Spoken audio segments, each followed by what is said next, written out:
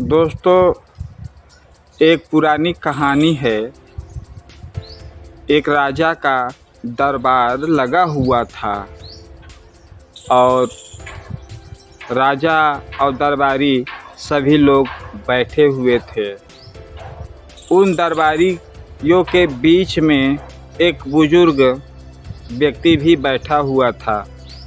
तो राजा ने कहा कि आप हमारे राज्य के बहुत ही बुजुर्ग व्यक्ति हैं, क्या आप बता सकते हैं कि हमारे राज्य में राज्य की क्या दशा है, क्या स्थिति है, क्या सुखी हैं आप, कैसे सब कुछ चल रहा है। बुजुर्ग व्यक्ति राजा को नमस्कार किए और कहे, महाराज, यह सच बात है कि आप तीसरी पीढ़ी के राजा हैं। चलिए मैं बताता हूँ कि जब आपके दादाजी राज करते थे, प्रजा में चारों तरफ अमन सुख चैन था। किसी को कमाने खाने का टेंशन दुख नहीं था। जिसके पास जैसा साधन था वो आदमी उस तरह से अपने घर में, परिवार में, रोजी में, रोजगार में खुश था, मस्त था। न कोई रोग थी, न कोई बाधा था। एक बार की बात है, उसी समय मैं एक बार जंगल के रास्ते कहीं जा रहा था तो रास्ते में एक बारात जा रही थी। बारात में जो दूल्हा था और जो दूल्हे के साथ लोग थे, तो उन पे डकैतों ने हमला कर दिया और सबको मार डाला। यह मेरी आँखों के सामने हुआ। किसी तरह दुल्हन जान बचाकर इधर उधर छुपी थी, तो मैंने देखा, तो मैंने किसी तरह दुल्हन को बचाकर उससे पूछा कि कहाँ है उसका मायका। तो मैं उसे अपने साथ लेकर वहाँ पर उस दुल्हन के मायके में गया और वहाँ लोगों ने मुझे देखा और अपनी बहन बिटिया को देखा, तो वो लोग बड़े ही खुश हुए और मैंने जो भी चीज़ें रास्ते में घटित हुई बताया। उन लोगों ने मेरी काफ़ी सेवा की और मुझे इनाम भी दिया, मगर मैंने लिया नहीं। मैंने कहा कि बहन बेटियों की रक्षा करना तो यह हमारा धर्म है, इससे बड़ा कोई इनाम नहीं है। तो मैं चला आया।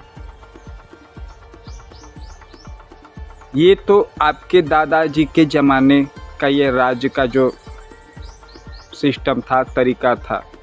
अब आते हैं आपके पिताजी के ज़माने में।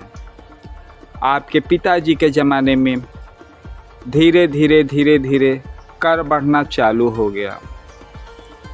काम धंधे जो भी आदमी कमाए, टैक्स के भी दाम बढ़ने लगे। इधर कमाई देखे, उधर टैक्स भरे। धीरे धीरे रोजी रोजगार टूटने लगे, काम धंधे ठप होने लगे। जहाँ एक समय पूरे परिवार में इतना प्रेम था, स्नेह था, लोग सच्चे व्यवहारिकता दिखाते थे, वो परिवार में भी ख़त्म होने लगी। तो बाहर कहाँ रहेगा। एक दिन मैंने सोचा कि वो जो कन्या जिसे मैंने अपना बहन समझकर उसके घर पहुंचा दिया, यदि मैं उसे अपनी दुल्हन बना लेता, उसके गहने में ले लेता और आज मैं शायद सुखी होता। मगर उस समय मन में इतना खोट और पाप प्रवेश नहीं किया। ये आपके पिताजी के ज़माने की बात है।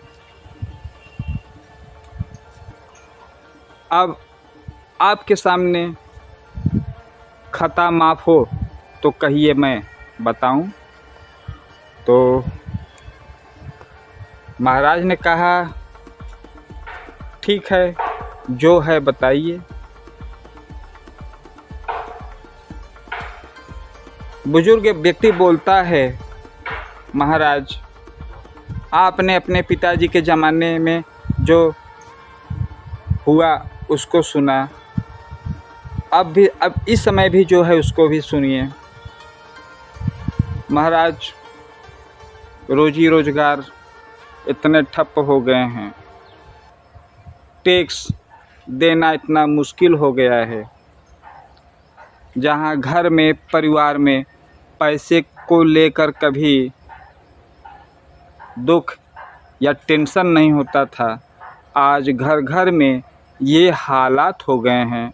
हमारे पास सुविधाएं तो सब हैं, उस ज़माने में बैलगाड़ी थी, कार नहीं थी, बड़े बड़े ऊंचे इमारतें नहीं थे, जो भी संसाधन है वो तो नहीं थे, मगर एक चीज़ था, घर में परिवार में सुख था, चैन था। और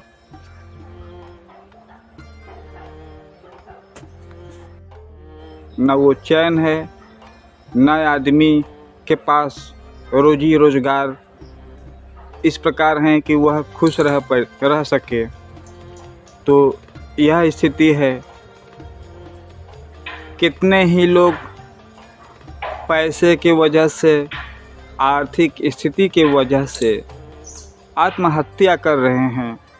तो बताइए, अब हम आपके राज्य की क्या बात करें। यह सुनकर राजा को बहुत ही ग्लानि हुई, क्योंकि राजा तो बहुत कुछ करता था, मगर उसके जो कर्मचारी थे वही बीच में सारी गड़बड़ी पैदा किए। इस वजह से राजा का राजपाट काफ़ी हद तक कमज़ोर हो गया और राज्य में काफ़ी लोग परेशान, दुखी, डिस्टर्ब हो गए। तो राजा ने इस बात पे विचार किया और फिर अपने प्रजा पे ध्यान देना शुरू कर दिया। और कुछ ही दिनों के बाद वहाँ की स्थिति, राज्य के जो भी नागरिक थे सब खुश होने लगे। तो दोस्तों, कहानी आपको कैसी लगी? यदि कहानी अच्छी लगी हो तो मैं आप लोगों से निवेदन करता हूँ कि हमारे वीडियो को आप लोग प्लीज़ लाइक ज़रूर कीजिए।